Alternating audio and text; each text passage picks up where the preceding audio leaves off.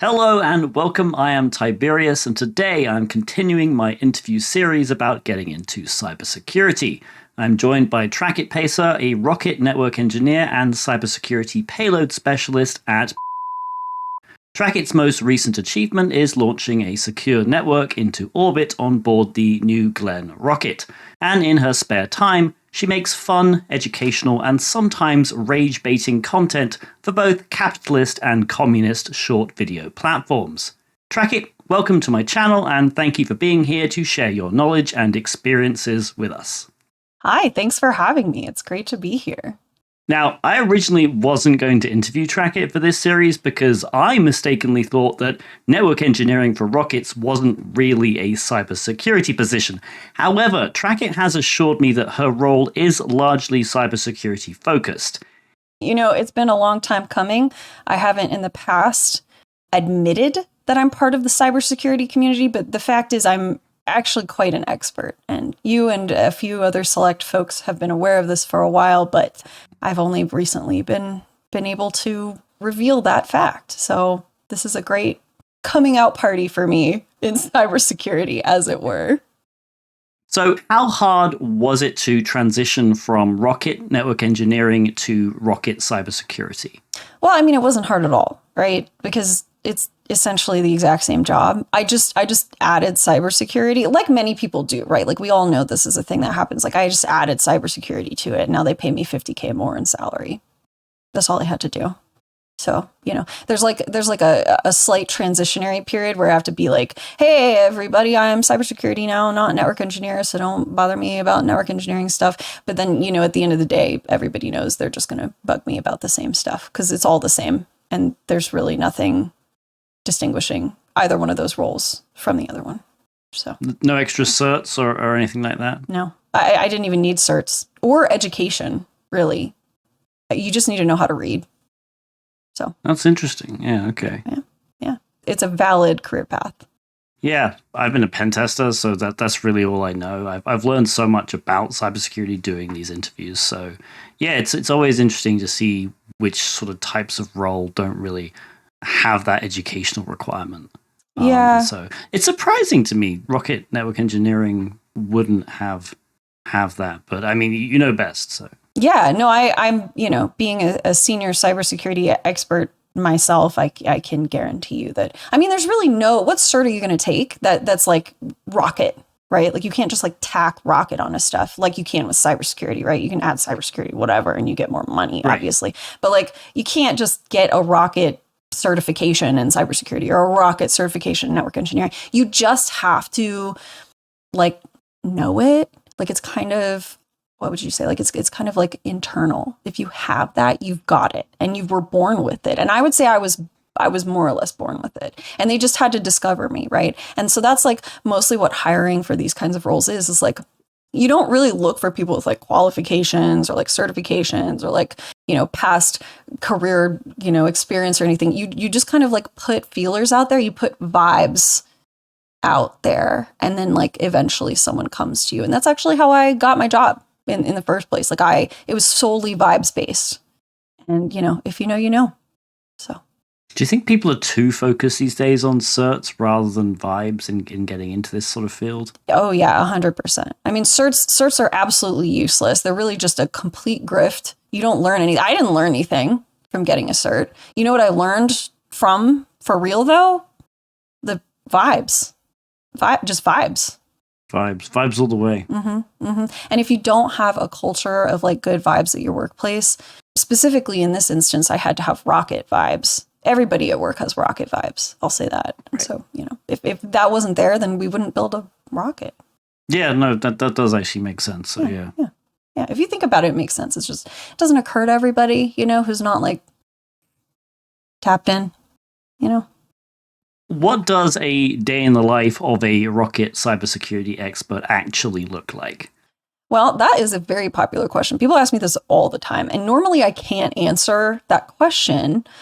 But that's because in the past, people were asking me about being a rocket network engineer. But now, since you're asking me about being a rocket cybersecurity engineer, as I am, I can actually answer that question exactly. A lot of the time, you know, I'm So my job is in person, right? Like I have to physically be at the office. And it's not really like your typical like, oh, you have to be at the office because like collaboration or whatever, garbage that a lot of people are saying these days. It's actually because I have to like physically touch the hardware, right? And I can't take it home because that would be like probably illegal. I'd go to jail. It's quite big as well. Yeah, the hardware? Yeah, the rocket. I mean, I definitely can't take a rocket home, right? Like the rocket's huge. And so the hardware is also huge and dangerous. I can't get into details on that, because that's probably classified by the US government. But I have to physically touch the hardware to actually I have to commune with it in a way, is how I like to think of it, right? Like in order to troubleshoot something, I can't just like remotely log into something, right? Like that's network engineers these days, cybersecurity folks, I'm sorry, no offense, but like you're spoiled, right? Because you can like log into stuff. You can like hack stuff remotely.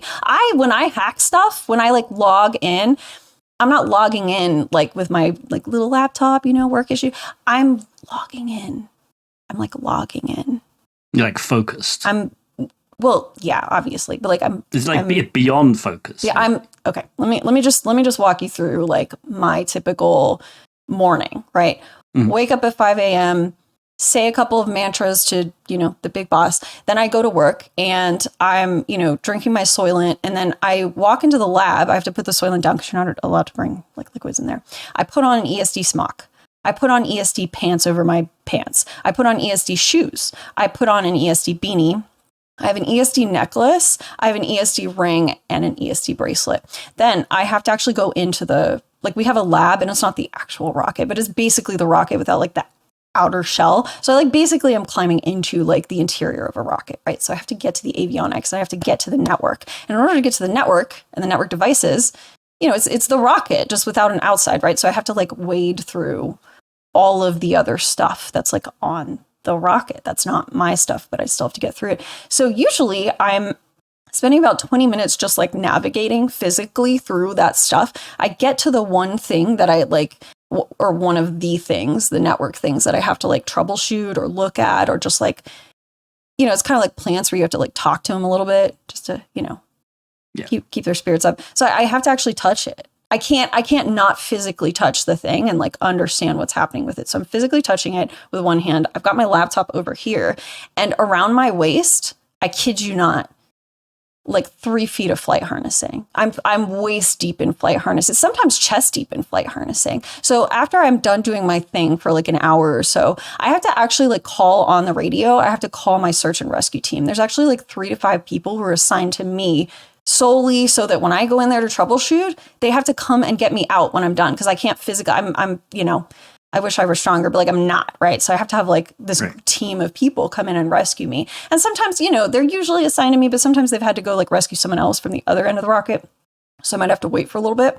So if you ever see me like tweeting, well, I call it tweeting. It's really blue sky because I'm not on Twitter anymore. But whenever you see me like tweeting during the day or like posting a little status on like Instagram or whatever, it's usually, I'm too busy to do that. But when I'm like stuck in flight harnessing, just sort of waiting for rescue, that's when I get most of my tweeting out.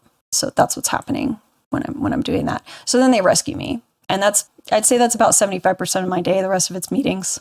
Yeah, that's interesting that most of your tweeting during the day happens from basically deep within a rocket. Yeah. That does make sense, I guess. You do tweet quite a lot. I do. Yeah. But you'll notice it's only during certain hours, and that's because those are my get stuck in flight harnessing hours. So it feels really good to have actually like revealed that to you, because I think you're the first person I've ever told like that whole story to. So thank you. This has been really like kind of therapeutic for me, actually. I appreciate it. I mean, yeah, thank you for sharing it with us. Yeah, of course.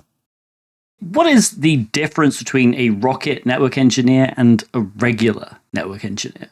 Well, there's not that much of a difference. It's really just that I add rocket to the beginning of it to make me sound cool. Some of it obviously like does have to do with the rocket, but other than that, a lot of people think that there is a huge difference. And in fact, I think I would say that, a rocket network engineer is maybe more of a network engineer than other types of network engineers. A lot of people think that, just because I can't say what protocols we use on the rocket, that there's like a select few that maybe most network engineers don't even know about or like understand properly. But in fact, no one yet has thought like maybe all of them are involved, like all the protocols like every single protocol. And so like that, I would argue that if it were true, might make a rocket network engineer more of a regular network engineer than any other network engineer. Yeah, that makes sense. Well, there's actually one more thing that I think a lot of people aren't super aware of, the difference between a rocket network engineer and a network engineer. Like I said, there's not really a difference, but if I were to pick another difference other than the one I just stated, it's that there's a lot more DEI involved in the rocket network engineer role than there is for a regular network engineer, with DEI, of course, meaning dynamic external interpolation, which, you know, any good network engineer is going to know about DEI. But you're not really going to know like the whole story, the whole picture of that until you do it on a rocket, you know? Yeah, no, gotcha. And I mean, DEI is a big political issue right now as well. I know. But, you know, the fact of the matter is your external interpolation cannot be static. It has to be dynamic. Right. And like all these politicians, they like to act like, no, static is fine, right? Static is how this is our value.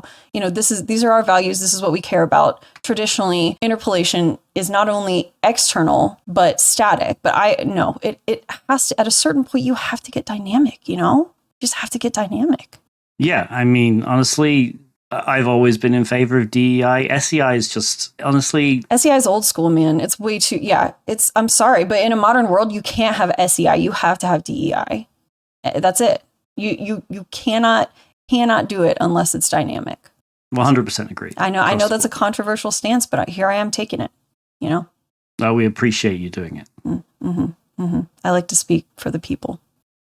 One question I think a lot of cybersecurity people will have specifically is, does the rocket use military-grade encryption to communicate with the ground? You know what's funny? You'd think so, right? Like you'd think so. But, and this might blow your mind because I know you're like a hacker, you're a pen tester, but like this rocket does not use. Would it freak you out to know that everything's in plain text? Like it sends. It would freak me out, yeah. It sends all. But the thing is here. Let me paint this picture for you, right? And you're probably aware, but like for your audience, right? Malicious actors, they're everywhere, right? They're all over the place, including like around the launch pad or like, you know, over close by on the beach or whatever. And they've got like they're malicious actors, so they've got their malicious acting machines that they use to hack the rocket, or that they want to use to hack the rocket. And those machines and those actors, which are malicious, they're actually like waiting. They expect encrypted stuff, right? They expect encrypted communications. And so that's what they're programmed for, these machines and these actors. And so when they're trying to do that, when they're trying to hack the rocket, the last thing they'd expect is just plain text passwords just coming right down from space. And so, you know, that's how we actually are as secure as we are. Security through hiding in plain sight, right? That's what I was going to say. It's just hiding. It's just hiding in plain. There's no, not even in proprietary encryption. It's just plain text. I mean, you know, what are you going to do? Your machine is made to hack stuff that's encrypted. What's it going to do? Use normal English or whatever to like for the passwords? What are you going to do with like a machine that's programmed to like intercept encrypted stuff? It won't know what to do with plain text stuff that it intercepts, right? It's just for encrypted. So if we just send it over plain text, what are you going to do? You can't do anything. Can't do anything with it, right? I mean, what happens if somebody realizes and they change it? And well, we change the passwords, right? Like we follow. I mean, like, come on, it's cybersecurity, right? So obviously we're changing our passwords like every 30 days. So what are you going to okay. Yeah. What are you going to do? Sell it on the dark web? Okay. Well, in 30 days, you won't have the right information. So what now? Yeah. Yeah. Yeah. And you guys don't launch that often. So I guess that does make sense. Yeah, exactly. What are you going to do? Use the password from the last launch? Well, good luck, buddy, because it's not the password anymore. I mean, assuming it's are the passwords randomly generated, or do you like just literally just like increment? I mean, you probably can't say. I can't really say, but I'll just say this: only one person is a cybersecurity network engineer type role for that rocket. So you know, Nothing like Right. nothing like that noggin. So you're generating them. Personally generate the passwords to the Rocket. Is that what you're saying? When you're tapped in, look, when you're tapped in, like I am, obviously you're going to be the one to generate the passwords for the Rocket. What am I going to do? Leave that up to like a random number generator? No. God. Okay. No. Of course it's me. Yeah. Right. If only one person at the company knows the password for the Duh. Rocket. So, yeah. Yeah. Yeah. That's like a well-known, cybersecurity 101. Come on. Yeah. No. True. So, what cybersecurity tools do you use in your like everyday work life? Great question. Great question. Well, these are things that for the most part I would recommend everybody in cybersecurity use, unless you're like a super, super specialized role. That's not like rocket stuff. But okay, well, obviously I use a VPN, Yep. right? Like obviously, so, McAfee, NordVPN, like those are fine, right? Like everybody talks about, oh, you have to have like a custom VPN. You have to like program it yourself. You have to like blah, blah, blah. No, you don't. You can just use commercial stuff, whatever. So a VPN under the Rocket, usually it's NordVPN. And then, tools wise, I've mentioned my the good old noggin before, so that's obviously a good tool. But like my hands are pretty good tools. My feet, my legs, like when I'm pushing through the flight harnessing to get to the network, like that's You'll be strong. pretty strong tool. Now I do need rescue, like I said. I do need rescue eventually. But to get through that, just to get to what I need to accomplish my mission, like I could die in there, right? And I'd still have accomplished my mission. So like it's fine. So like the tools that I use to do that, it's my arms and hands and legs and feet and stuff. So also astral projection sometimes as needed. In what sense? What do you mean? Like the astral projection? So in the astral projection sense. I guess I just never considered that a cybersecurity tool, but Well, okay, think about it this way, right? Like, okay. So yeah, you know what, that makes sense. Like, because you're still pretty junior in your career, right? So like us senior cybersecurity folks, we have to cultivate a skill set that is a bit more, I don't know, think outside of the box, a little bit more creative. So every once in a while, I said I have to physically touch stuff, which is true. I have to physically be there and touch it. But astral projection is what I use when like nothing else is working.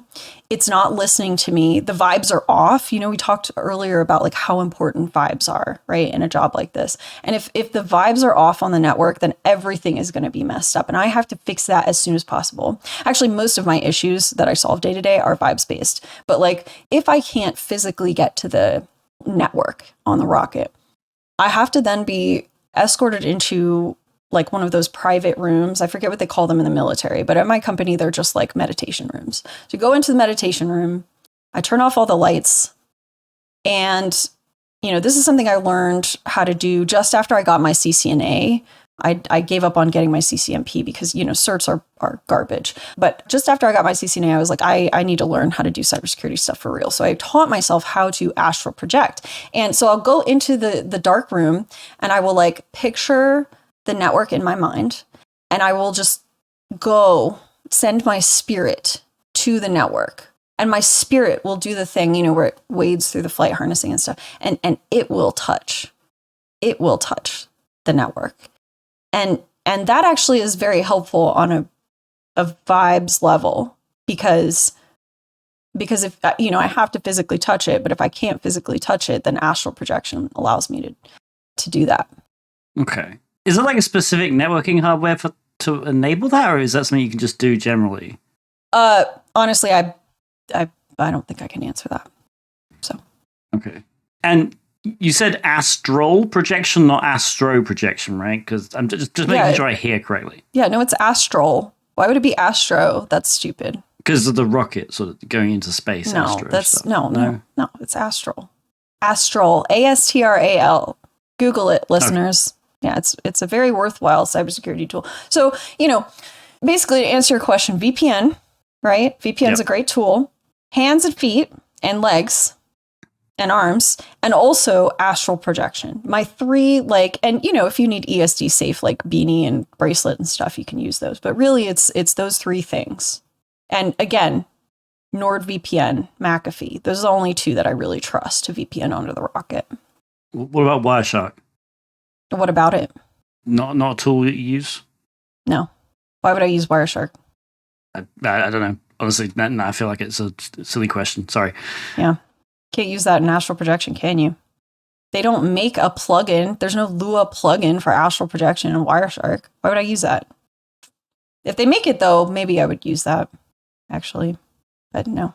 Oop, there you go. If any Wireshark devs are out there. Roland, if you're listening, make a Lua plugin for astral projection for Wireshark. So this is a question I ask a lot of people, but like, what are your strategies when it comes to interviews? I don't do interviews. Like that at all? No, I don't do interviews. How did you get hired? I don't do interviews. They seek me out. Oh, okay. All right. Yeah. All right. Moving on. So something that made the news recently was the hacker group Void Syndicate, who used dynamic external interpolation functionality of IPv6 to take down several businesses, including European rocket companies. Do you have any feelings on that? Yeah, I mean, obviously that's like absolute trash, right? Like they are one of the worst malicious actor groups and one of the ones that could never handle plain text, ironically. Plain text passwords. But anyway, the IPv6 part of it, everybody likes to blame IPv6 for everything, but it's not IPv6's fault, right? That is an actually very secure protocol, mostly because no one knows what to do with IPv6, right? And neither did they, but that's what they exploited when they used it, right? Like you don't really have to do anything with IPv6. You don't have to do much with it for people to just freak out, right? Like people just hate it so much that if they see IPv6, they just blinders on, right? So then like this group used it and boom, they got everything they wanted because IPv6, even though it's an amazingly secure protocol, was not secure in that moment because, see, we're coming full circle. The vibes were off. It was not secure simply because the vibes were off and people were just not paying any attention because they see IPv6 and they go, I'm not going to look at it. I'm blind. I don't know anything about cybersecurity suddenly. So they couldn't do that to the Rocket because I am not blind to IPv6. I love IPv6 actually. And again, it's very secure, but just not when it's in the hands of like some idiots like Void Syndicate. So the Rocket does use IPv6. Is that what you're confirming? I mean, what is IPv6 really? I don't actually know. Honestly, I barely understand IPv4. IPv6 addresses. I don't. Why couldn't we just go have numbers? I don't really understand. Like, why do we have to go to letters? I mean, we already have letters and in colons. MAC addresses. What are the colons for? MAC addresses, right? They have letters and colons. So that's basically the theory of IPv6 is like, it's in a MAC address. Why can't we just put that into a layer 3 address, right? Why can't we just carry that up the stack? That's why it's so secure. That's what people don't understand. It's so secure because now there's letters. And the vibes are totally different in like a good way, but a scary, confusing way to a lot of people. And that's kind of what I'm hearing from you, Tibbs, is that like you're just a little scared. You're coming from like fear-based vibes, and I don't think that that's very good. Like if I had any advice to give junior folks like you and your listeners, like vibes are so important and you cannot operate from a place of fear. So when you're like looking at protocols and technologies like that, you have to be like really brave and you have to face them head on.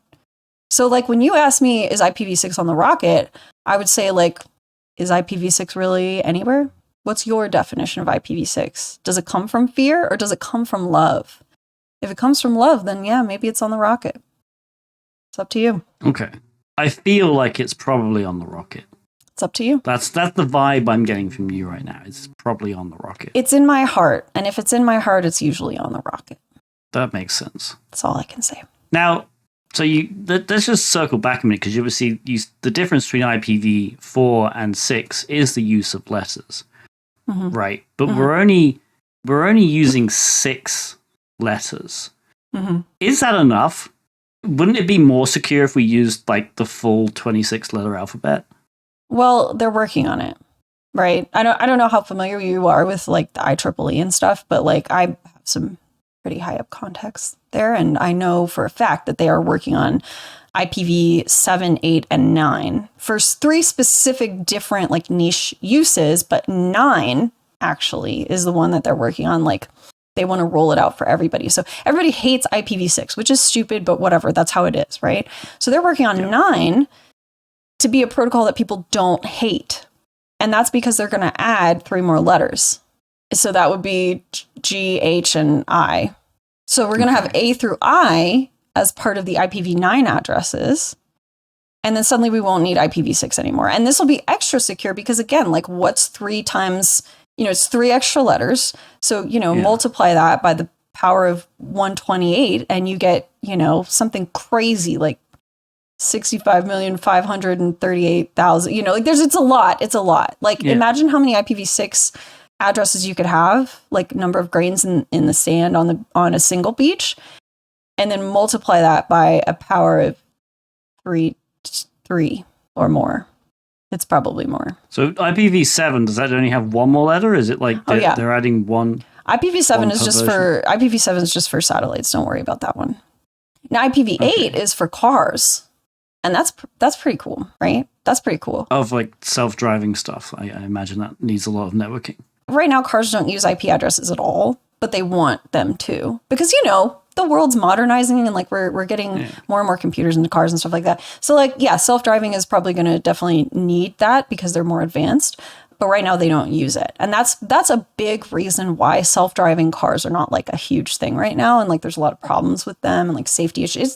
They need more letters. They can't use IPv4 or IPv6. They're going to have to use at least IPv8. So it's a safety issue. Gotcha. Mm-hmm. So what's the biggest misconception people have about being a rocket network engineer? Oh, that's a great question. I would probably say the most common thing that I hear is this misunderstanding that we have like this one Ethernet cable that just like is strung from the ground to the rocket, and then it like takes off and like goes up into space, which is so stupid. Well, I'm sorry, I don't mean to be mean, but like that's very silly, right? Because obviously one cable couldn't do that. We actually use hundreds of cables to do that, and it's very long, and there's like a whole mechanism involved on the ground and in the middle of the spool of cable. So as the rocket blasts off, you have to have it able to like, you have to have 100, because some of the cables can snap, right? Like that's just the nature of the thing, right? Like it's going to launch and the cables are going to snap, some of them, but that's okay. Because if you have like a, 500 string redundant cable umbilical network, then like there's no way that, all of those cables are going to snap as it gets up into the air. So like, think of like sci-fi movies and stuff where like they have a space elevator. It's basically that, but like, in cables. And it'll just go, as far as it can up into space. And then, we have the length of the cable measured precisely to match the length of the mission that the rocket is undertaking. And so once it gets up there, like to the moon or whatever, it's going to be exactly the right length. And then, everybody hears like we're trying to make things reusable. We're trying to bring back down at least one stage from the, and reuse it again. So the way we accomplish that is that the cables have this mechanism that like locks, and then it just drags the first stage back down to Earth. And that's how we become reusable. So you have to have hundreds of cables for that. And the biggest misconception is that we only have one. Okay. And I assume you use cables, obviously, because it's faster to transmit sort of versus wireless, right? Yeah.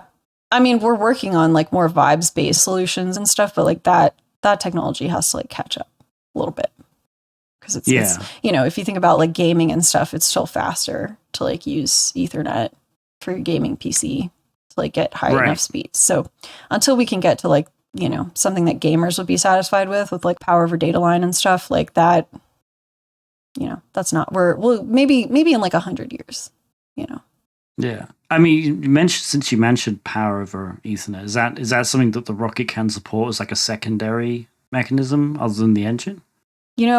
They're not quite there yet. They're working on it. So right now, I believe, I'm looking it up just to make sure I don't lie to you.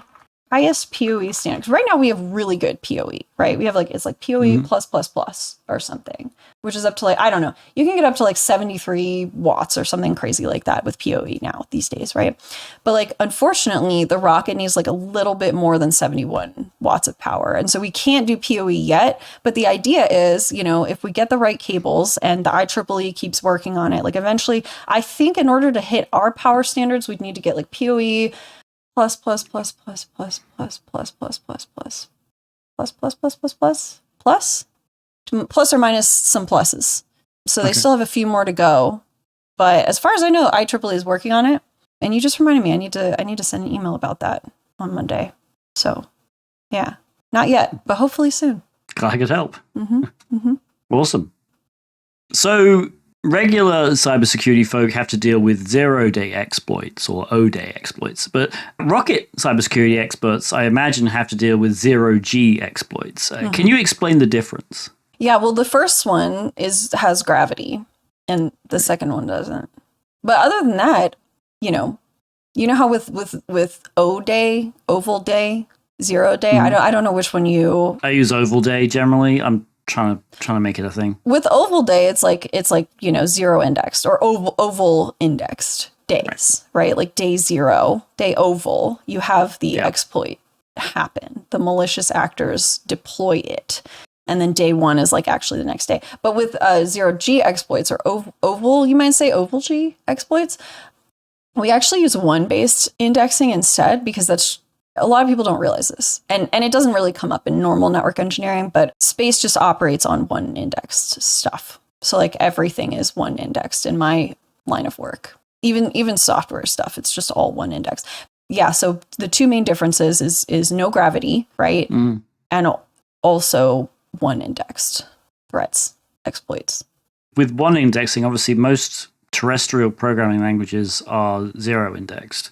So I imagine with the zero G exploits, they're using a programming language which is one indexed, right? So yeah. Which ones are those? Which exploits? No, which programming languages? Oh, well, I mean, it's all of them. We just have to modify them. Oh, they're custom. Yeah, it's custom, more or less. But I mean, not just for us. It's for like every space company and like anybody who makes stuff for space, whether it be satellites, rockets, whatever. They all use one indexed because it's more efficient. Just for space stuff, though, you guys wouldn't understand.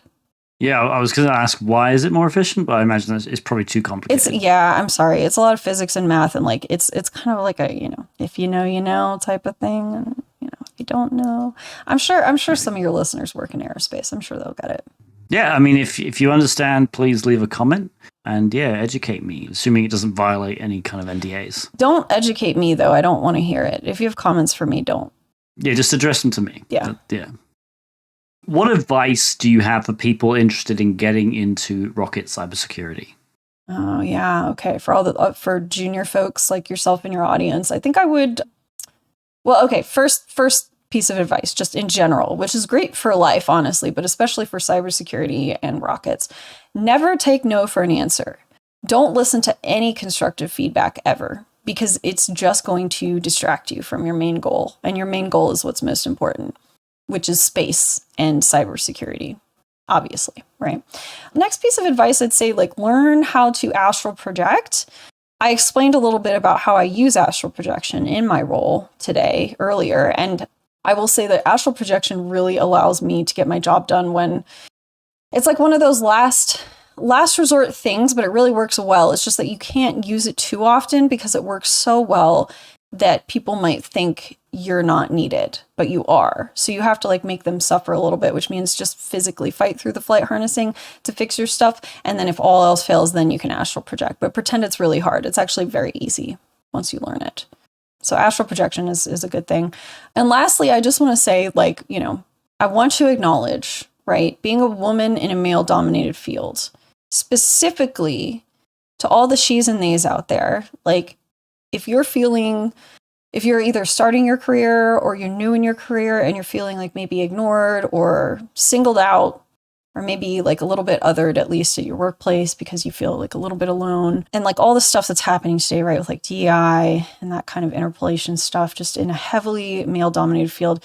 Let me just tell you, what I typically do to make myself feel better when, like, for example, Bob constantly refers to me as like the secretary or the project manager when I'm clearly the lead engineer on like a project, right? This is what I do. So I describe that astral projection room, which is really just like a meditation room, because all workplaces have meditation rooms, obviously. So like, okay, find yourself. I find my meditation room.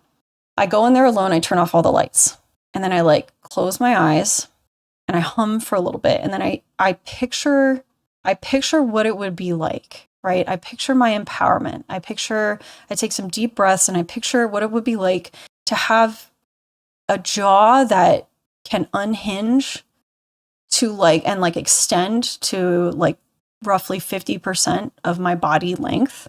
And then I picture just squeezing the life out of Bob with my bare hands and then like devouring him slowly, pulling him into my unhinged jaw and just eating him, his whole body whole, and like digesting him slowly over eons and like absorbing his nasty essence into myself and like processing it into something like very like female empowering, right? I think about what that would be like to like fully kill him and consume him. And then I take a few more deep breaths. I click my jaw back in place, like my metaphorical jaw in my head. And then I open my eyes, one more deep breath, turn on the lights, go back to my desk. And then if Bob ever says anything to me again, I just pretend he doesn't exist because I killed him and I ate him. Is that healthy? That kind of thinking? Well, yeah. I mean, you need nutrients, right? And like that's one of the best. I meant the thinking, not the eating of your colleagues. I mean, what's the difference if you think it and then you act on it? I mean, in your mind, and then you just treat them like it happened. Is there any real difference? I mean, I usually come out of a session like that feeling rejuvenated and strong, and it really does feel like in some other universe that's like connected to this one, myself connected to that other me that's unhinged her jaw and consumed her vaguely sexist coworker. I feel like that has sort of fueled me. And if I truly do treat Bob like he is gone from this world, he will start to think it himself. And eventually, he might just fade out of existence.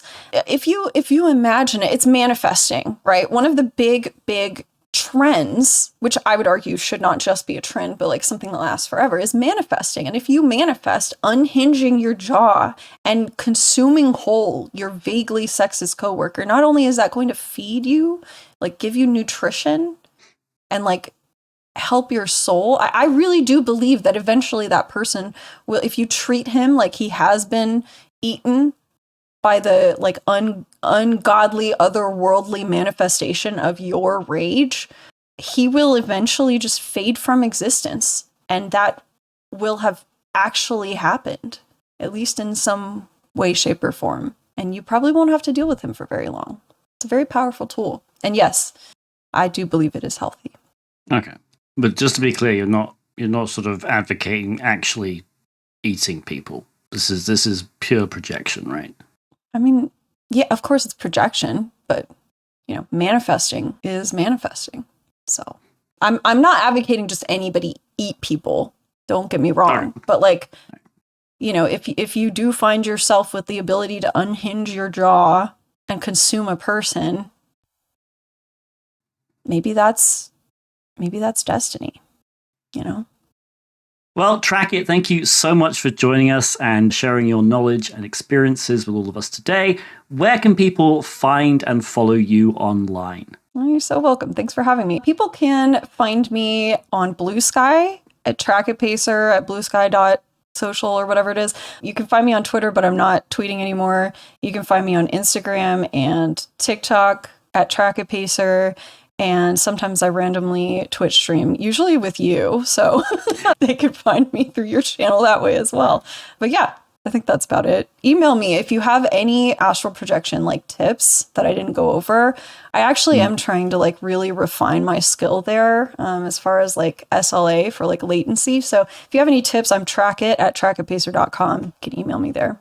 Awesome. I will leave all those links in the video description. Tracket, thank you so much again for joining us today. Thank you.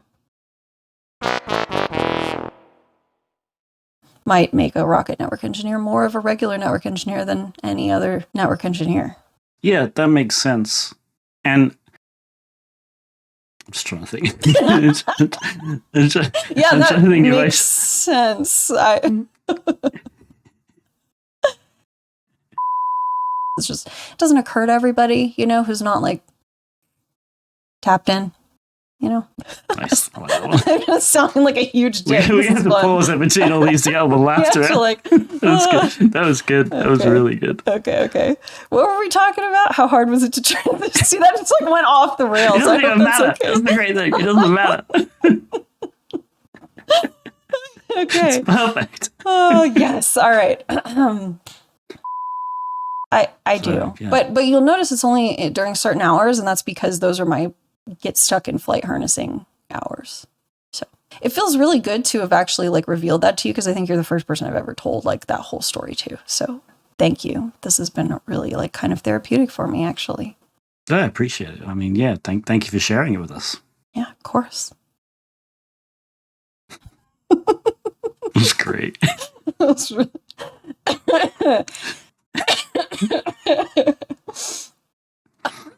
I really hope no one actually takes this seriously.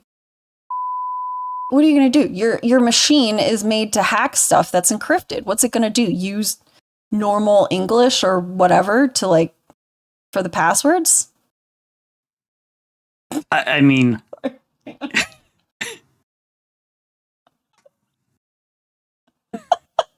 I'm sorry.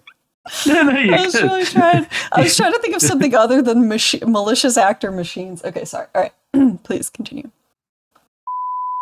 Okay, and you said astral, not astro.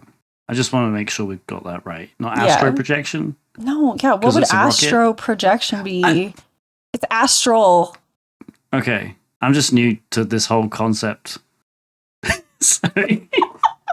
Sorry, it was so mean. I feel so mean. No, it's great. It's great. Let's try. I almost broke when you called me junior. I was almost breaking through that whole thing. Okay, it was perfect.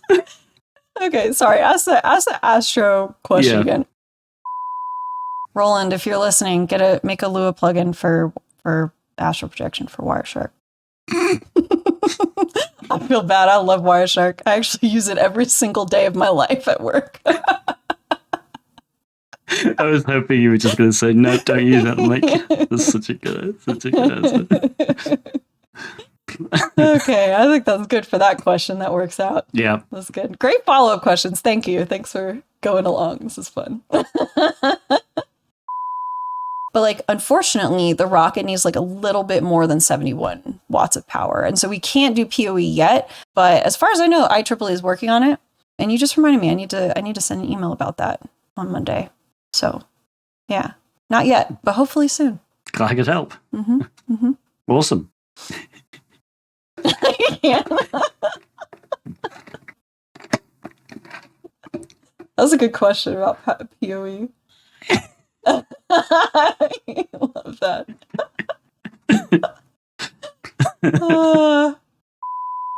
I think about what that would be like to fully kill him and consume him. And then I take a few more deep breaths. I click my jaw back in place, my metaphorical jaw in my head. And then I open my eyes, one more deep breath, turn on the lights, go back to my desk. And then if Bob ever says anything to me again, I just pretend he doesn't exist because I killed him and I ate him. So.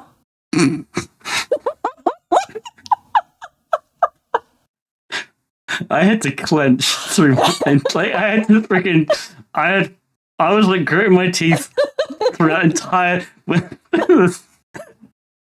Yay! I can't laugh. This is so good. I was you couldn't see it, but I was gritting my freaking teeth. I'm so happy to hear that. That's all I want. This is my goal, is just to make you crack. And if I truly do treat Bob like he is gone from this world, he will start to think it himself. And eventually, he might just fade out of existence. And it's probably because the him in that other universe has actually been consumed by me. Sorry. And I can't do that bit again. Yay! Yay, I got him.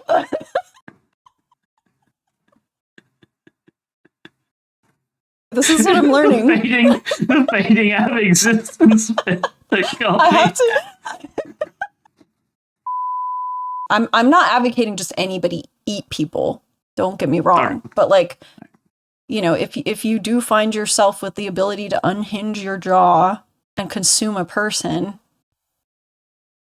maybe that's destiny,